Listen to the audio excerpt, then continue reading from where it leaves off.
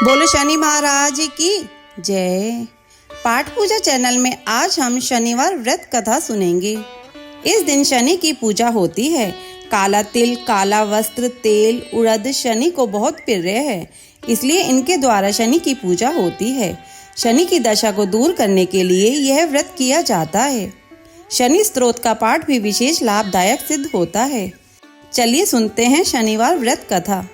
एक समय सूर्य, चंद्रमा, मंगल, बुध, बृहस्पति, शुक्र, शनि, राहु और केतु इन ग्रहों में आपस में झगड़ा हो गया कि हम में से सबसे बड़ा कौन है।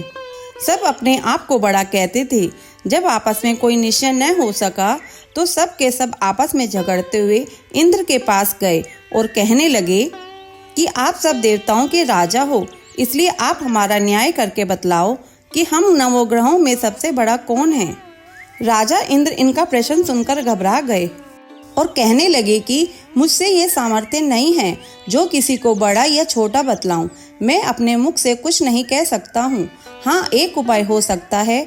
इस समय पृथ्वी पर राजा विक्रमादित्य दूसरों के दुखों का निवारण करने वाला है, इसलिए तुम सब मिलकर उन्हीं के पास जाओ, वही तुम्हारे दुखों का निवारण करेंगे। ऐसा वचन सुनकर सभी ग्रह देवता चलकर भूलोक में राजा विक्रमादित्य की सभा में जाकर उपस्थित हुए और अपना प्रश्न राजा के सामने रखा। राजा उनकी बात सुनकर बड़ी चिंता में पड़ गए कि मैं अपने मुख से किसको बड़ा और किसको छोटा बतलाऊंगा। जिसको छोटा बतलाऊंगा वही क्रोध करेगा। परंतु उनका झगड़ा निपटाने के लिए एक उपाय सोचा कि सोना, चांदी, कांसा, पीतल, शीशा, रांगा, जस्ता, अब्रक और लोहा 9 ग्रहों के 9 आसन बनवाए। सब आसनों को क्रम से जैसे सोना सबसे पहले और लोहा सबसे पीछे बिछाए गए। इसके पश्चात राजा ने सब ग्रहों से कहा कि आप सब अपने अपने सिंहासनों पर बैठिए। जिसका आसन सबसे आगे है वह सबसे बड़ा और जिसका आसन सबसे पीछे है वह सबसे छोटा जानिए, क्योंकि लोहा सबसे पीछे था और वह शनिदेव का आसन था। इसलिए शनिदेव ने समझ लिया कि राजा ने मुझको सबसे छोटा बना दिया। इस पर शनि को बड़ा क्रोध आया और कहा कि राजा, तू मेरे पराक्रम को नहीं जानता। सूर्य एक राशि पर 1 महीना, चंद्रमा 2.25 महीने 2 दिन, मंगल 1.5 महीना, बृहस्पति 13 महीने, बुध और शुक्र 1 महीने, परंतु मैं एक राशि पर 2.5 अथवा 7.5 साल तक रहता हूँ। बड़े बड़े देवताओं को भी मैंने भीषण दुख दिया है। राजन सुनो, राम जी को 7.5 आई तो वनवास हो गया और रावण पर आई तो राम ने लक्ष्मण को सेना लेकर लंका पर चढ़ाई कर दी, रावण के कुल का नाश कर दिया। हे राजा, अब तुम सावधान रहना। राजा कहने लगा, जो कुछ भाग्य में होगा देखा जाएगा। उसके बाद अन्य ग्रह तो प्रसन्नता के साथ चले गए, परंतु शनिदेव बड़े क्रोध के साथ वहां से सिधारे। कुछ काल व्यतीत हो जाने पर जब राजा को 7.5 की दशा आई तो शनिदेव घोड़ों के सौदागर बनकर अनेक सुंदर घोड़ों के सहित राजा की राजधानी में आए। जब राजा ने सौदा करके आने की खबर सुनी तो अश्वपाल को अच्छे अच्छे घोड़े खरीदने की आज्ञा दी। अश्वपाल ऐसी अच्छी नस्ल के घोड़े देखकर और उनका मूल्य सुनकर चकित हो गया और तुरंत ही राजा को खबर दी। राजा उन घोड़ों को देखकर एक अच्छा सा घोड़ा चुनकर सवारी के लिए चढ़ा। राजा घोड़े की पीठ पर चढ़ते ही घोड़ा जोर से भागा। घोड़ा बहुत दूर एक बड़े जंगल में जाकर राजा को छोड़कर अंतर्ध्यान हो गया। इसके बाद राजा अकेला जंगल में भटकता फिरता रहा। बहुत देर के पश्चात राजा ने भूख और प्यास से दुखी होकर भटकते भटकते एक ग्वाले को देखा। ग्वाले ने राजा को प्यास से व्याकुल देखकर पानी पिलाया। राजा की उंगली में एक अंगूठी थी, वह उसे निकाल कर प्रसन्नता के साथ ग्वाले को दे दी और शहर की ओर चल पड़ा। राजा शहर में पहुंचकर एक सेठ की दुकान पर जाकर बैठ गया और अपने आप को उज्जैन का रहने वाला तथा अपना नाम वीका बतलाया। सेठ ने उसको कुलीन मनुष्य समझकर जल आदि पिलाया। भाग्यवश उसी दिन सेठ की दुकान पर बिक्री बहुत अधिक हुई। तब सेठ उसका भाग्यवान पुरुष समझकर भोजन कराने के लिए अपने साथ ले गया। भोजन करते समय राजा ने आश्चर्य की बात देखी कि खूंटी पर हार लटक रहा है और वह खूंटी उस हार को निगल रही है। भोजन के पश्चात कमरे में आने पर जब सेठ को कमरे में हार न मिला तो सबने यही निश्चय किया कि सिवाय वीका के और कोई इस कमरे में नहीं आया, अतः अवश्य ही उसी ने हार चोरी किया है। परंतु वीका ने हार लेने से मना कर दिया। इस पर 5-7 आदमी इकट्ठे होकर उसको फौजदार के पास लाए।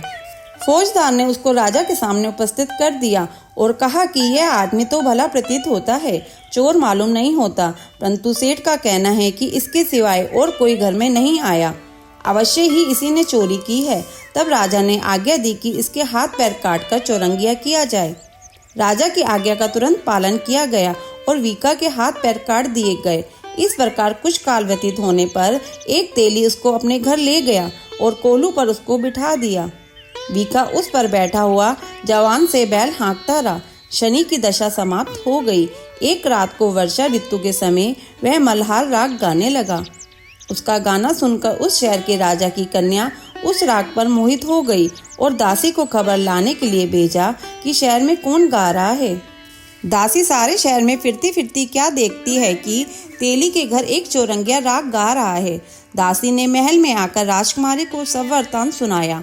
बस उसी क्षण राजकुमारी ने अपने मन में यह प्रण कर लिया, चाहे कुछ भी हो, मैंने इसी चौरंगिया के साथ विवाह करना है। प्रातःकाल होते ही जब दासी ने राजकुमारी को जगाना चाहा तो राजकुमारी अनशन व्रत लेकर पड़ी रही। तब दासी ने रानी के पास जाकर राजकुमारी के न उठने का वृत्तांत कहा। रानी ने तुरंत ही वहां पर आकर राजकुमारी को जगाया और उसके दुख का कारण पूछा। तो राजकुमारी ने कहा कि माताजी, मैंने यह प्रण कर लिया है कि तेली के घर जो चौरंगिया है उसी के साथ विवाह करूंगी। माता ने कहा, पगली, यह क्या बात कर रही है? तुझको किसी देश के राजा के साथ परणाया जाएगा। कन्या कहने लगी कि माताजी, मैं अपना प्रण कभी नहीं तोड़ूंगी। माता ने चिंतित होकर यह बात राजा को बताई। तब महाराज ने भी आकर यह समझाया कि मैं अभी देश देशांतर में अपने दूत भेजकर सुयोग्य, रूपवान एवं बड़े से बड़े गुणी राजकुमार के साथ तुम्हारा विवाह करूंगा। ऐसी बात तुमको कभी नहीं विचारनी चाहिए। कन्या ने कहा, पिताजी, मैं अपने प्राण त्याग दूंगी, परंतु दूसरे से विवाह नहीं करूंगी। इतना सुनकर राजा ने क्रोध से कहा, यदि तेरे भाग्य में ऐसा ही लिखा है तो जैसी तेरी इच्छा हो वैसा ही कर। राजा ने तेली को बुलाकर कहा कि तेरे घर में जो चौरंगिया है उसके साथ मैं अपनी कन्या का विवाह करना चाहता हूँ। तेली ने कहा, यह कैसे हो सकता है? कहाँ आप हमारे राजा और कहाँ मैं एक नीच तेली। परंतु राजा ने कहा कि भाग्य लिखे को कोई नहीं टाल सकता, अपने घर जाकर विवाह की तैयारी करो। राजा ने उसी समय तोरण और वंदवार लगाकर अपनी राजकुमारी का विवाह चौरंगिया विक्रमादित्य के साथ कर दिया।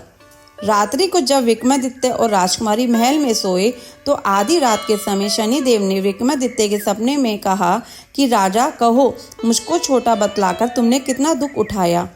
राजा ने क्षमा मांगी। शनिदेव ने प्रसन्न होकर विक्रमादित्य को हाथ पैर दिए। तब राजा ने कहा, महाराज, मेरी प्रार्थना स्वीकार करें कि जैसा दुख आपने मुझे दिया है ऐसा किसी को न दें। शनिदेव ने कहा कि तुम्हारी यह प्रार्थना स्वीकार है।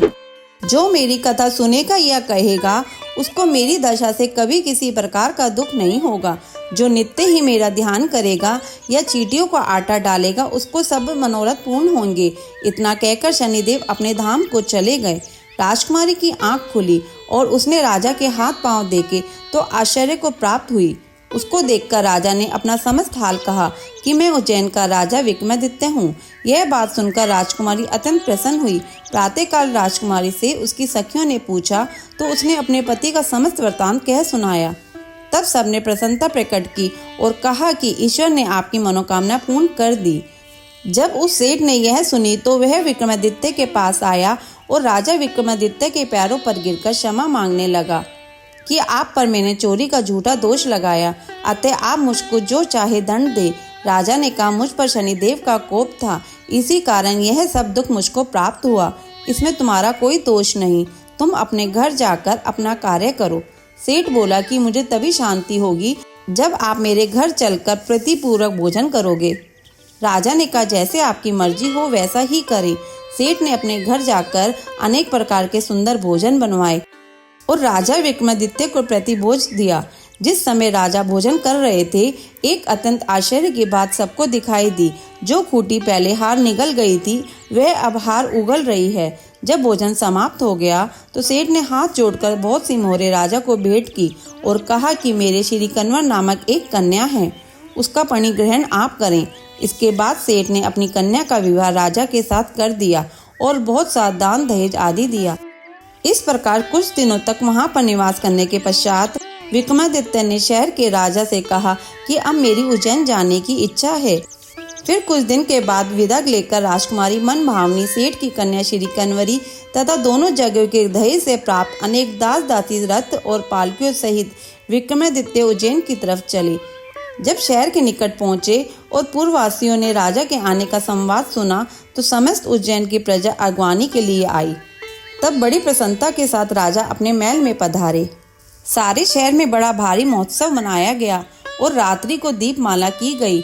दूसरे दिन राजा ने शहर में यह सूचना कराई कि शनिचर देवता सब ग्रहों में सर्वोपरि हैं। मैंने इनको छोटा बतलाया, इसी से मुझको यह दुख प्राप्त हुआ है। इस कारण सारे शहर में सदा शनिचर की पूजा और कथा होने लगी। राजा और प्रजा अनेक प्रकार के सुख भोगती रही। जो कोई शनिचर की इस कथा को पढ़ता या सुनता है, शनिदेव की कृपा से सब दुख दूर हो जाते हैं। शनिवार की कथा को व्रत के दिन अवश्य पढ़ना चाहिए। ओम शांति, ओम शांति, ओम शांति। कथा संपूर्ण। अगर आपको ये कथा सुनना अच्छा लगा हो तो इसे लाइक करके शेयर करें। चैनल पे नए हो तो सब्सक्राइब करें।